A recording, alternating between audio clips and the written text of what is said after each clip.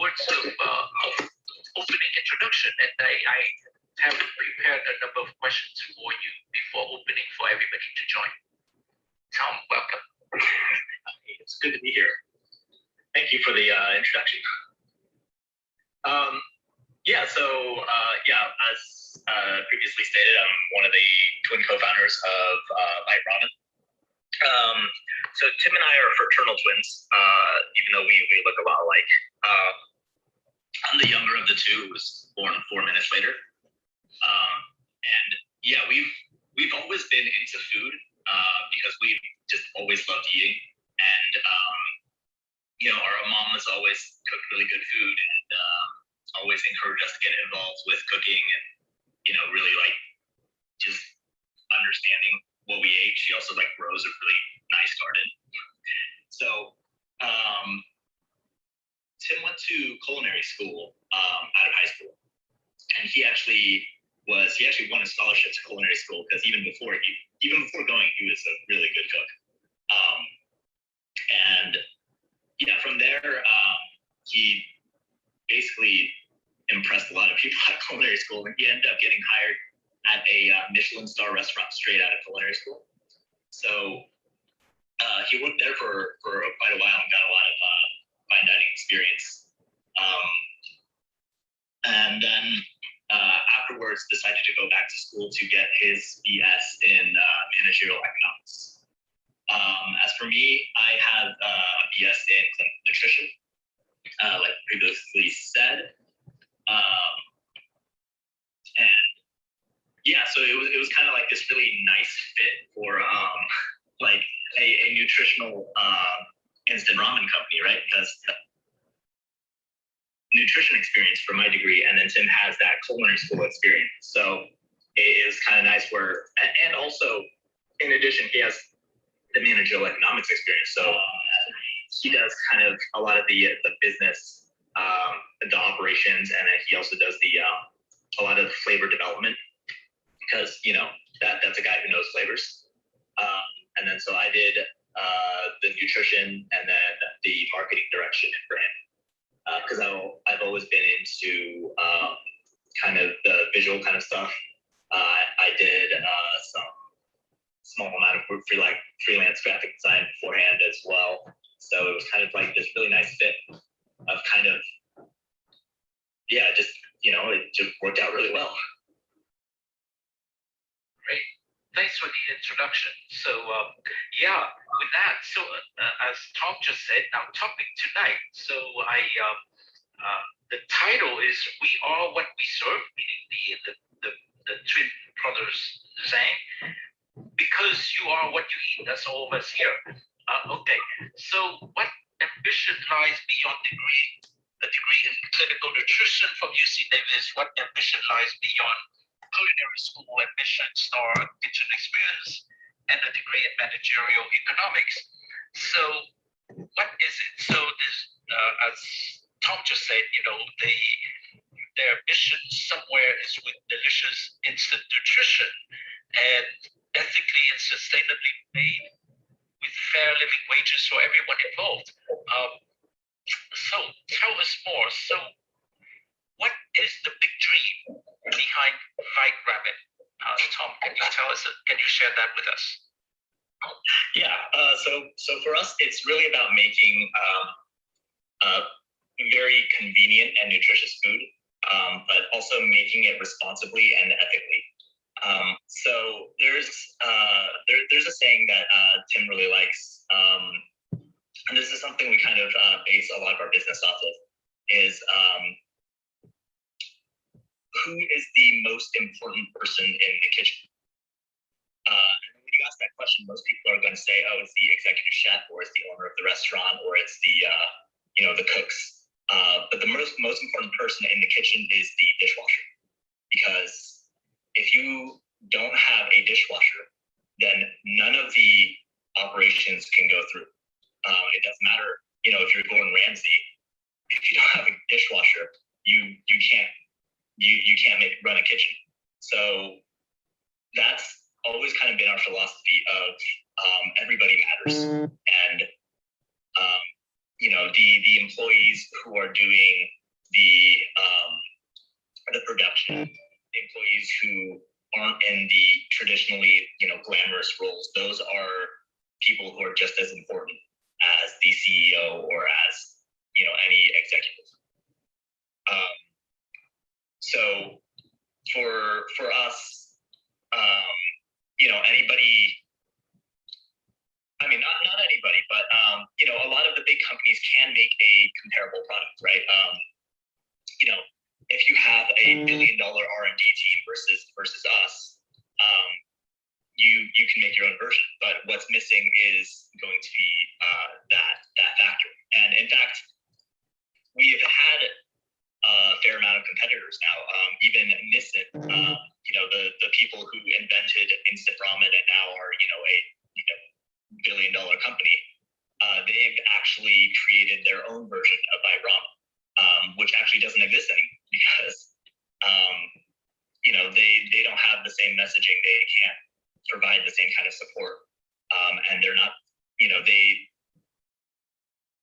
they're not going to be the same kind of company we are, because we're very adamant that we provide that kind of environment for our employees, where we have mental health days, we have a commitment to fair wages and generous sick days and vacation days, and just listening to the employees, because Tim's been in the culinary industry and he knows how bad it gets with there's a lot of exploitation, there's a lot of unclocked overtime, and it's really ruinous on your mental health. So we want to be kind of the antithesis to that, where we want to make a good product, but more importantly, we want to make that product in a way that we can be proud of. It's not about making the most money for us. It's about making something that we can sleep soundly at night with. Oh, that's thank you, Tom. That's very, very inspiring. I mean, as we all struggle today, I mean, every business actually, and in the food business, as you shared, I mean, when the margins are very thin, the wage theft and things are a pressure on employers, right, on business owners, so that they can make ends meet and all that. So very inspiring to hear that you want to create a new kind of business that's much more equitable and sustainable. That said, so that's the business side of things. When you started Vite Ramen, can you share with us a little bit about any kind of R&D, so to speak, regarding I don't know, the secret sauce or the secret noodles or something like that? Can you share with us a bit of your journey with that, with the R&D? It was. So the R&D was actually really interesting, because we weren't actually planning to make this like a company to start with. It was like, I think it was like spring 2016 or something. Tim and I were both going to UC Davis. We lived in the same apartment, and then Tim and I were kind of not having the best diet, just because we were stressed out like college students, right? So Tim basically ate instant noodles every day, and then he felt like he felt pretty bad, because it was just so much salt, pretty much only carbs. There was didn't have a whole lot of protein, and then I would have like nutrition shakes like Soylent, and that was also not great, because it was just not a satisfying meal. You miss the flavors, the chewing. And then one day we were just kind of like, oh, what if there existed something that kind of combined both of those, where you had like ramen and nutrition at once? And they were like, that'd be funny. And then we just kind of I forgot about it. And then Tim, it kind of stuck in the back of his head. And one day he just decided to go for it. I think we were done with finals. It was like summer or something, and he was just wanted to figure some stuff out. So he was like, I'm gonna make a high protein noodle. So he bought a ton of ingredients, random different flours. We had like oat flour, amaranth flour, quinoa flour, of course, which we still incorporate in our recipe today. And he just went and just made a bunch of noodles. And then and then he was like, hey, Tom, try this out. And I'm like, this is really good. And like, yeah, and it has like 30 grams of protein. I'm like, oh, okay. Because, you know, he was making these noodles that were virtually indistinguishable from your standard instant noodle, but it, you know, it had more protein than a standard serving of a protein shake. And we're like, oh, there might be something here. But we were still a little busy, so we kind of just forgot about it a little bit again. And then later in the fall, Tim and he doesn't remember this, but he just comes to me one day and he's like, Tom, I formed an LLC. We're a company now. We're gonna make these noodles. And then I was like, all right, let's go. And yeah, and it was just during,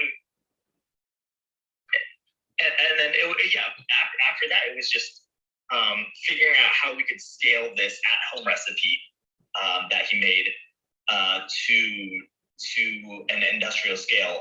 What we could do with the kitchens and stuff. You know, if we need what kind of equipment we need, and the R&D process for the actual flavors and rest of the nutrition, it's not quite as interesting as you would think. Basically, it's you know, finding a lot of ingredients, throwing them together, and especially because we're with an instant noodle, we want powdered ingredients, right? So it's mixing a lot of powdered ingredients together and figuring out, okay, well, what's blocking what taste? Why might it be doing that? Do we have any different balances between, you know, acidity? How might that affect certain flavor profiles? For example, we use certain types of potassium to try to lower the sodium as well, because we want to make it more balanced and not a total salt bomb like most instant ramen.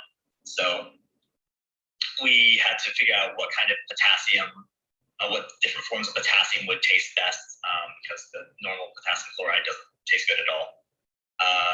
Figure out, you know, mineral interactions and stuff. But in the end, it's a lot of mixing powders together. But it's still pretty fun, because you end up reading a lot of food science and putting that kind of chemistry knowledge to work. Right. So you guys did in chemistry what Thomas Edison did with electricity, so to speak. All right, very good. So so I think you basically followed two big tenets of tech startups. One is, you know, you solve your own problems of having nutritious, affordable, you know, meals, and the other tenet, just like Michael Dell, you basically started your business in your dorm room. All right, so thanks for sharing the secrets. Now, with that, so how are you? Where is Vite Ramen so far now? What have you accomplished? Where is the company at? Oh man, it's been a lot. Of course, our first you know, big accomplishment was the Kickstarter, and we're all very proud of that, because when we started out, it was for the Kickstarter, it was only 3 of us. It was me, Tim, and our roommate Eris, who's actually the COO of the company, right?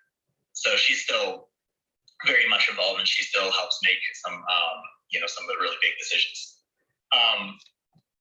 So it was just 3 of us, and you know, we don't have food business expertise. We didn't come from, you know, a family that does food business. We didn't you know, we didn't have any any investors or anything. So we went to Kickstarter, and we just did all the research about how you run a Kickstarter, what kind of videos do best, what kind of format for the Kickstarter or the rewards offered. So we figured all of that out on our own, and then I did all the design and branding, and then we launched it, and it was absolute nail biting. But we ended up making $250,000 on that Kickstarter, and it was, and I think still might be the biggest edible food Kickstarter of all time, which was just absolutely humbling, because we expected, just like a very modest amount, like a couple thousand or something, and it turns out a lot of people really liked the concept. A lot of people really liked what we were doing, and then we also ran a second Kickstarter later down the line, as a collaboration with another food company, Fly by Jing, which you guys should have on too. She's pretty awesome. She's another Asian American entrepreneur. That one also made, so it actually made more than the first Kickstarter. It looks like it's less because we have a product in the shop now. So the official number on Kickstarter is 180,000. But a lot of people decided just to buy the ramen outright from our shop instead of pledging to the Kickstarter. So there's a lot more that happened in the store compared to the Kickstarter, and so it was also very successful. We've also done things. We've also won a Sacramento Innovation Award.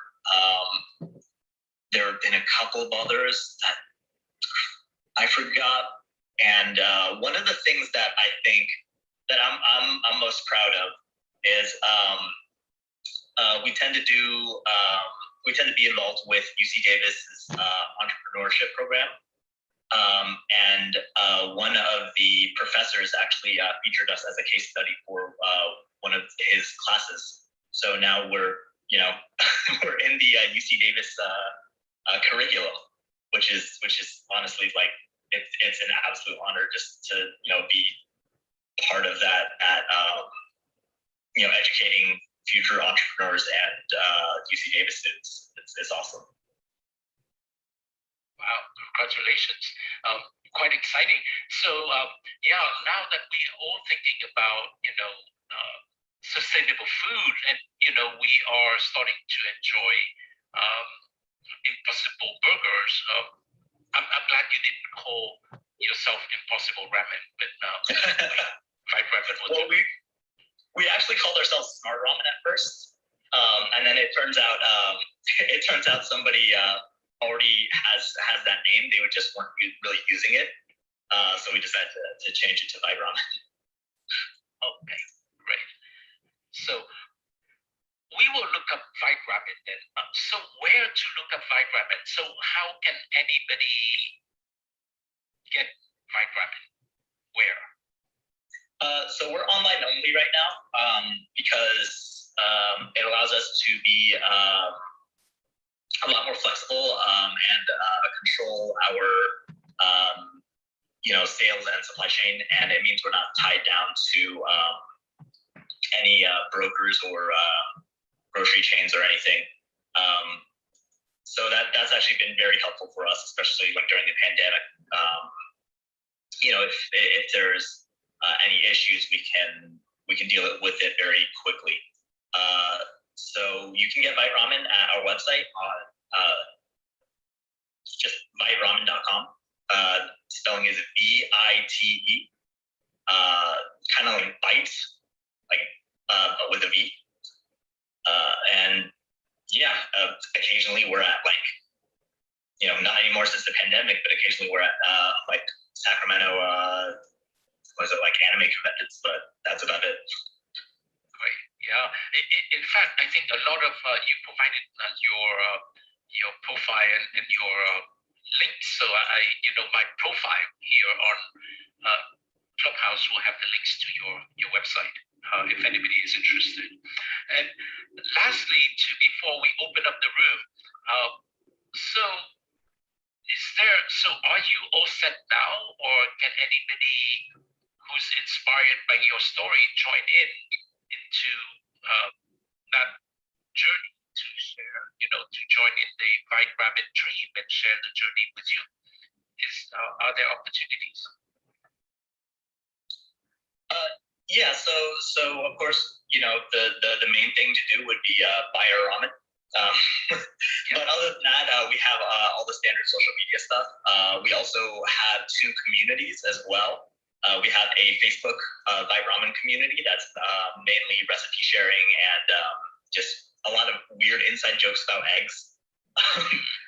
We also have a gaming community on Discord, and you can access that with.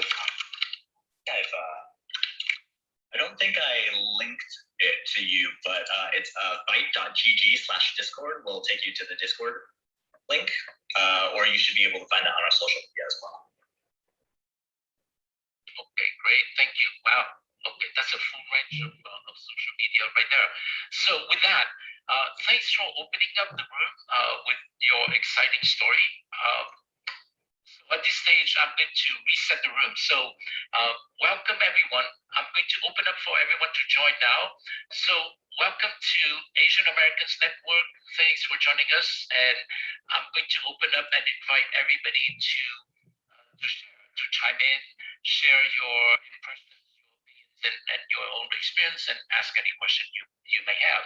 So this is the Asian Americans Network. We are here every Tuesday, 6:30 to 7:30, for folks to share their stories and get to know each other, and perhaps link up and do business together.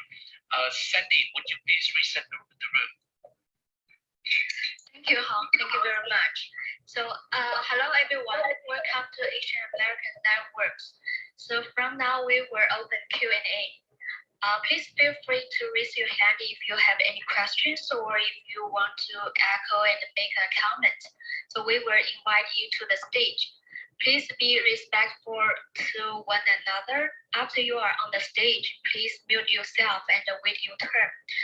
Please follow us by clicking the green house beside the club name. You will get the event information after we post it each time. So this event is presented by Silicon Valley Innovation Channel, Ding TV. In the past 12 years, we have been focusing on brand building innovation and connecting entrepreneurs and VCs. We host more than 80 events every year. We also have a 4,000 square feet professional studio for rent in Santa Clara. So please contact us if you are interested. So this is Sandy. I'm done speaking. Over to Hong. Thank you. Thanks, Sandy. All right, so I'm going to follow the mic sequence. I want to invite, I'd like to invite Liso. Liso, thanks for joining us tonight. Welcome. Please share your perspective and opinion on ramen and other foods, and ask your questions if you have any. Hey, Hong. Can you hear me okay? Because I'm walking right now. Just want to make sure I have good reception. Yeah, we can hear you. Yes. Thank you, Lisa. Okay. I'll stop for a bit. So I was listening to Tom's story, and it's such an amazing story, and it's around food. So I have to confess, I am not a good cook, or maybe I am a good cook for those cuisine that my mom taught me, the dish that my mom taught me. And so I'm originally from the Philippines, so I look at cooking as a necessity rather than something that I really enjoy doing. But having said that, I like to eat, of course, and ramen is one of those sometimes hit or miss when I order in restaurants. Sometimes it's good, sometimes it's not. So I'm really very interested. I'd probably go online and try your ramen, Tom. But my question to you is, while you're going through all of these trials, experimentation on what ingredients to use, and also setting up the company and setting up your fundraiser, on Kickstarter, did you have any people who acted as your mentors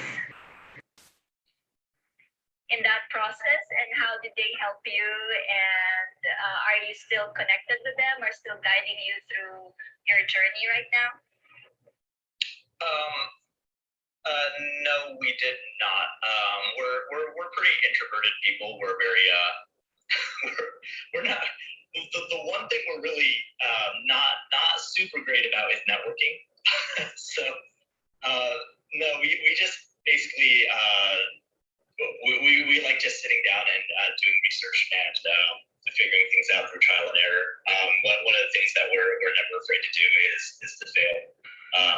Because Tim and I both did very, very badly in high school. I had a 1.89 GPA on graduating.